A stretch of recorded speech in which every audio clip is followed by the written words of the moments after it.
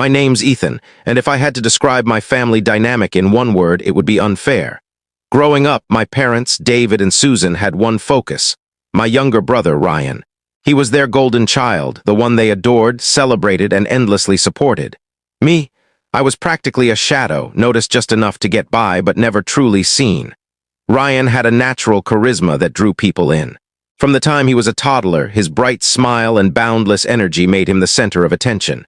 To my parents, he was a miracle. I, on the other hand, was the quiet one, finding comfort in books, drawing, and tinkering with projects in my room. I didn't have that spark to light up a crowd, and to them, that made me forgettable.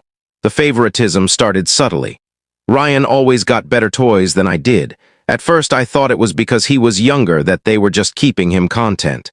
But as we grew up, the truth became clear. It wasn't about age. Ryan was their chosen one, and I was an afterthought. Birthdays were the starkest proof. Ryan's were extravagant with big parties and expensive gifts. Mine, a store-bought cake and a quick, happy birthday before the talk shifted back to Ryan's latest achievement.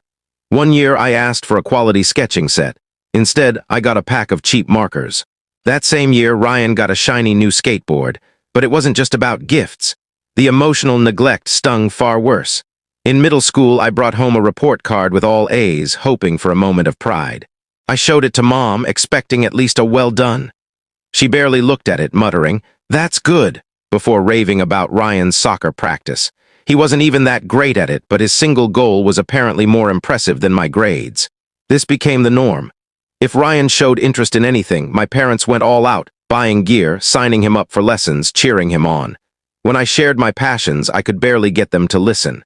Once I told them I wanted to start an online store for custom crafts. I'd saved up for months and just needed a small boost for supplies. Dad scoffed, saying, "Don't waste your time on that. Get a real job." Months later, Ryan pitched a vague idea for a sports apparel brand.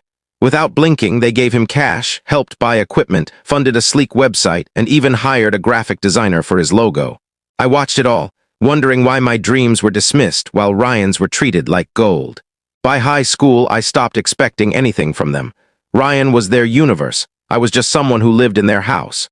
Ryan soaked up the attention, carrying himself with an arrogance that showed he knew he was the favorite. If I got something new, like a decent jacket, he'd smirk and say, "Finally upgrading from those thrift store rags." If I tried to speak at dinner, he'd interrupt, steering the conversation back to himself. It wasn't just annoying, it was crushing. My parents never called him out. In the upcoming short video, catch the complete story with the channel link provided below.